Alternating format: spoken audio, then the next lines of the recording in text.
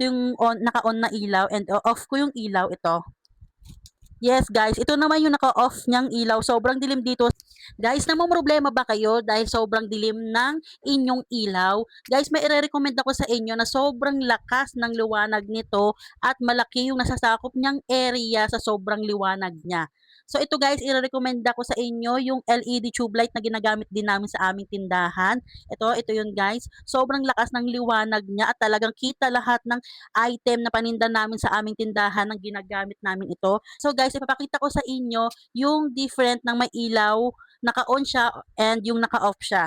So ito guys, ito yung naka-on siya, ito yung naka-on na ilaw and off ko yung ilaw ito. Yes guys, ito naman yung naka-off niyang ilaw. Sobrang dilim dito sa aming kwarto dahil dito nga ako nagsushoot. Tapos in-off ko nga yung ilaw namin at ito naman, bubuksan ko na yung ilaw na to na sobrang lakas. Oh, 'di ba guys? Sobrang lakas ng ilaw na 'to and off ko ulit siya para makita niyo yung different. Ayan. Oh, 'di ba? Sobrang dilim dito sa kwarto namin, guys. Tapos ito naman yung ilaw na 'to, oh, 'di ba? Sobrang liwanag ng ilaw na 'to, guys. At higit sa lahat, guys, dahil gamit na gamit nga namin 'to sa aming tindahan, tipid pa siya sa kuryente. Yes, guys, tipid pa siya sa kuryente.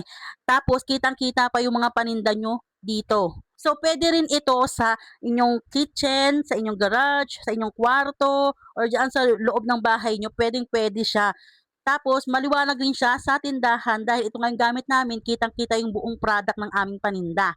So, ayun lang guys, meron din siya, ay, yung haba pala nito guys, 120 cm. Meron din siyang 40 watts, 60 watts, and 80 watts. So guys, kapag bibili ka pala nito guys, meron din siyang kasamang accessories. Ayan yung kanyang mga accessories. At ayan nga, meron din siya ditong, ayan yung sabitan niya. Yan.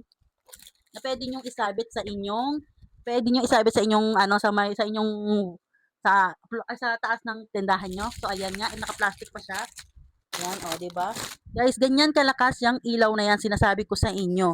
So, kung gusto nyo rin nito guys, ilalagay ko na lang dyan sa aking yellow basket yung link nito kung saan ko nabili para kung gusto nyo rin nito, dyan nyo na lang i-check. So, ayun lang. Bye!